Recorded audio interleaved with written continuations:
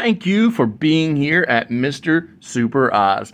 This video is going out, and this channel only exists because I, Oz, founded Gamble Comics, which first release was Everlasting Survivors, a 68-page graphic novel called All Day Long. Available now. Follow the link in the description that will take you to gamblecomics.com. While there, you can get hats, shirts, posters, much more, but most importantly, the story itself.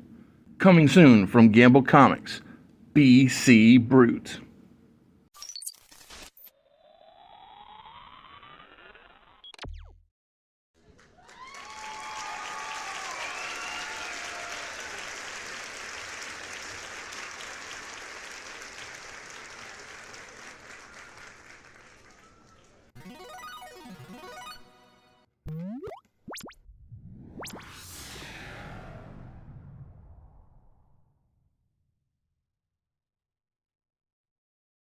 Monday Night Raw of April 21st, 2003. Man, I gotta get used to saying that again. Of course, it's always hard.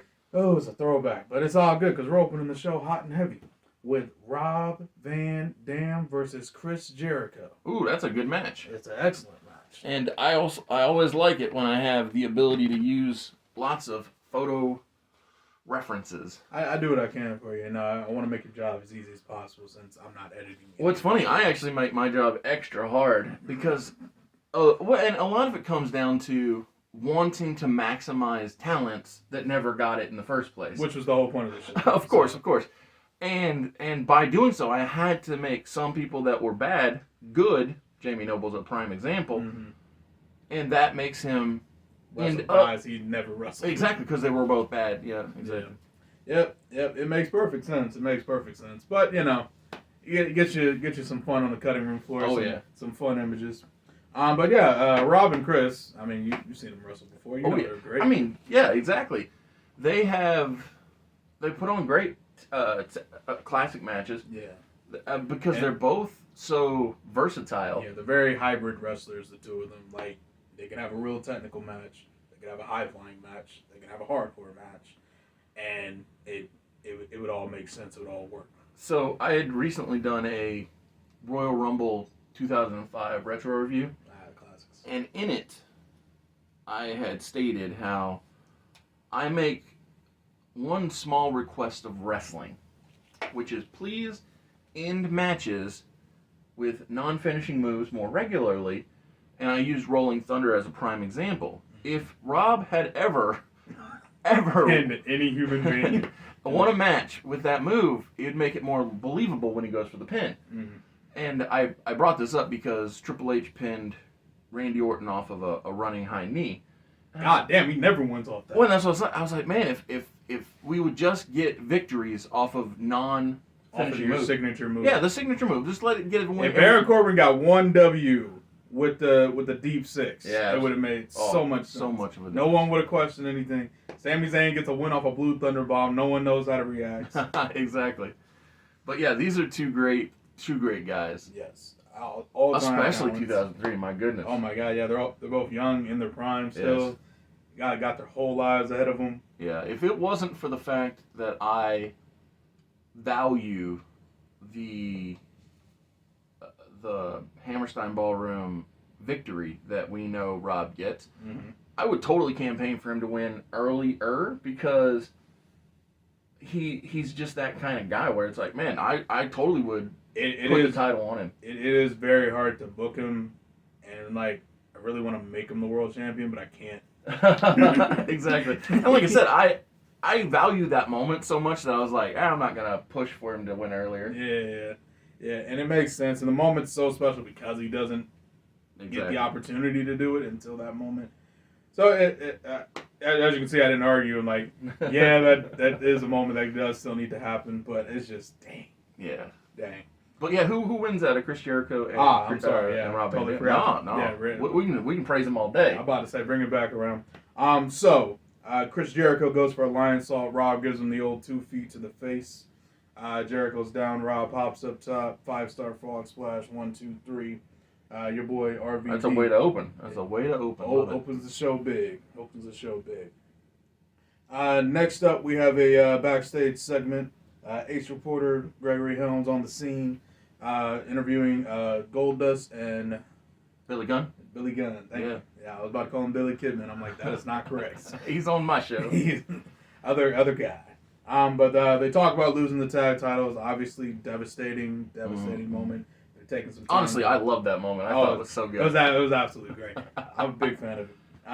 Glad I thought of it. Yes.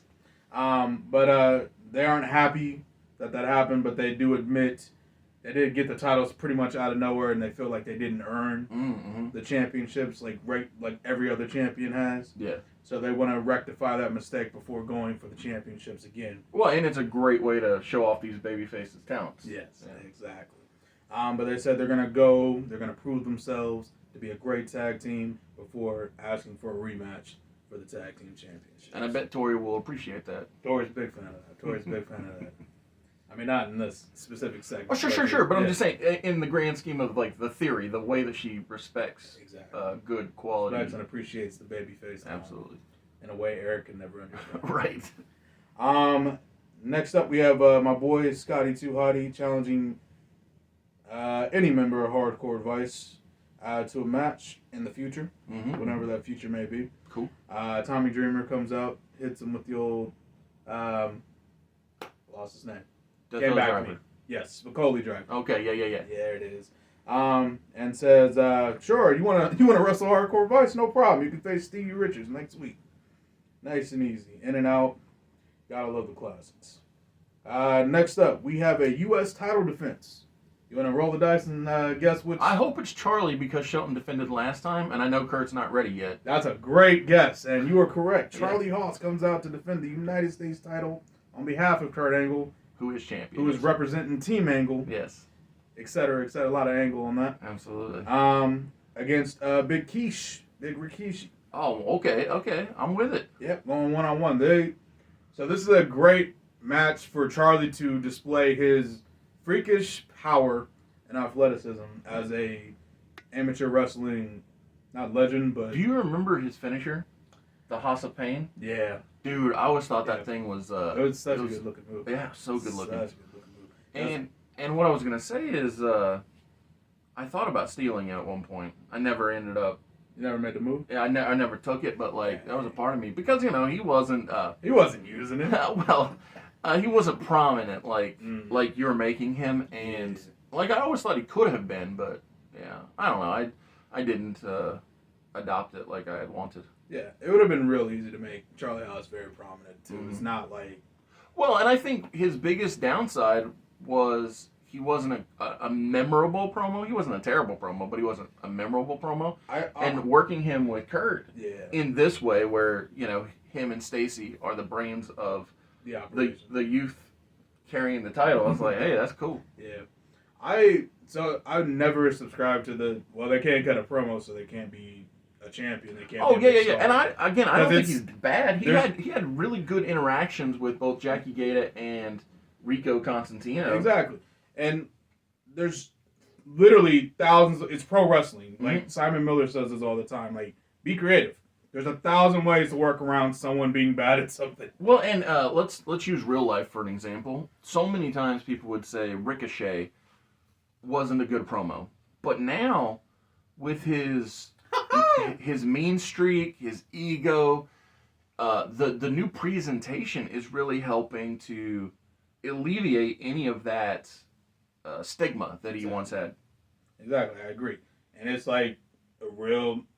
Like, all Ricochet really does now is just does a dorky laugh, and he's just, 20 times more aggressive than he normally is. Yeah, the scissor gimmick. Yeah, and the scissor gimmick. My goodness. Which was brutal. It made me think while watching it, I was like, wow, Bowens and Caster breaking up, maybe one of them will link up with him. Now, most likely Caster, but... Sure, what I meant was because... Yeah, that'd be an annoying-ass dude. Oh, yeah. And because of that concept, annoying too, yeah. Now, I don't think they should actually tag because of the Acclaim breaking up, but, hang out and be annoying. Yeah, be buddies. Yeah. Be those annoying little scamps. Yeah. But back to the point I was making was just that, with so many different ways, the simplest thing you can do is just put them with someone who can talk, and that saves a lot of time. Yep. So But having Goldberg's another good example of not being with somebody who can talk and just limiting what you say. exactly, and, Like, and or also in Goldberg's Ryback, case, right? limiting Feed what you me do. more. Yeah, exactly. Just make them a catchphrase or put them in some. Like I said, a lot of workarounds. Yes, yeah, exactly. Like Brock Lesnar's never cut an amazing promo, but put him with Paul Heyman. And well, if you heard Brock's voice, he shouldn't talk. So I understand, but yeah, I'm with you. of course, saying that he could kill me. So I mean, you know, you do what you want, Brock. I'm about to say you live your life, big guy. You're winning in life. Well, probably not right now, but case in point. I don't know. He's got a lot of land. Yeah, that's true. That's true.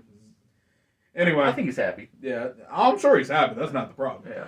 It was more just everything else that's come out in recent memory and events. Sure, but It's like Vince. Yeah, that's more Vince than him.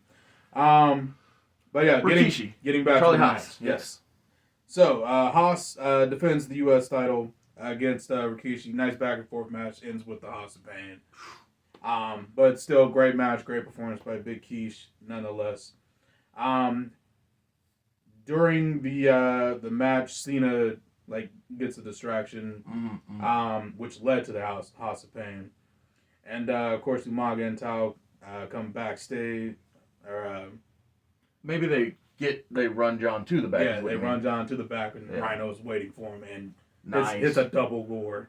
That's cool. On both of them, which is going to be a hell of a visual. But then Yeah. also remember, Rhino's a fridge. Oh yeah. So yeah, it's nothing but meat up in this encounter. Yeah, this is the truly Big E's wet dream. Yes. But that knocks out that segment.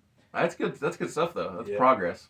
Trish cuts another promo about how beautiful she is with the women's title and her long flowing blonde hair. You know what I'm seeing in my mind? What? Dashing Cody Rhodes in Little- the mirror. A little bit. Yeah, I did. Which is a good thing. I did actually have her staring in a mirror, so that's perfect. Yeah. Perfect imagery. Glad that worked out.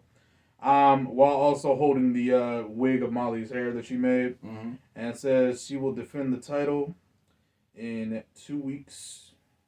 Or nope, that's a lie. At Bad Blood against Old Girl. When is Bad Blood? It is not this month. It is next month. Yeah, because this month is Backlash. Yeah, exactly. Yeah, Backlash is my show. This month, 18th. Okay, cool. All right. And then last, but I love that obviously- we didn't let that die. Yeah, thank God. I think that was a good pay-per-view name. It's a phenomenal pay-per-view name. It makes sense. It's Yeah. pro wrestling. Speaking of Bad Blood, we have Triple H versus Shawn Michaels. Whoo! In the main event of tonight. Yeah. And I kind of forgot I put this in here, but man, I'm a genius. Yes. Uh, Well, I also like the build-up to it because of Triple H wanting Brock Lesnar and Brock being... Now, this part's not storylines, this part's shoot, but... and Brock being unable to give Triple H what he wants, so he takes it from Shawn. Yep. I think that's smart. Takes a chunk out of Shawn's heart. But it's not enough, man, because the Heartbreak Kid is... Well, the Heartbreak Kid, he's that guy. He's the showstopper, the headliner, the main event. His other 50 nicknames. Yeah, absolutely. Well, he's about to get a new one coming soon. Yeah. Yeah, hush, hush. But Shawn, after a back and forth contest, Triple H does control a large portion of the match, much more aggressive because of his anger of what happened to Ric Flair last week. Yeah. Well, and here's the other thing is like, again, this is like the opening match. This is a match I can show nonstop imagery of because it's a feud that has lasted our entire Yeah, lives. about to say the test of time. I'm about to say, I think these two have either been together or friends my entire life. Like, literally the day I was born, I think Diaz formed in, 97? Yep. Yeah, so literally before I was born. And to this day, they're now running WWE. Yeah. So. It's funny, I don't know how true it is, but I had seen this speculation that Shawn might give up creative of NXT and be given SmackDown at some point. Wow. And Punk will be given NXT. Yeah. Yeah, I have heard that rumor too. It might just be wishful thinking, but it's still funny. Honestly, if he makes SmackDown like what NXT is right now, it'll be very entertaining. Oh yeah, especially because he really respects the women's division. Yeah, he also has a women's division. Well, yeah. Better than every company going right now Right. that isn't a women's promotion. But yeah, no, I love Shawn, and I also enjoy that Triple H is on this downward spiral in the best possible way. I'm about to say in a positive way. Yeah, like his losses fuel his character. Exactly. Sweet. But yeah, match ends. Triple H gets overzealous, going for the running knee. Hits the turnbuckle, misses Shawn. hits him with the sweet chin music, 1, 2, 3, send the crowd home happy. Yeah, no, that's great. And that's Raw.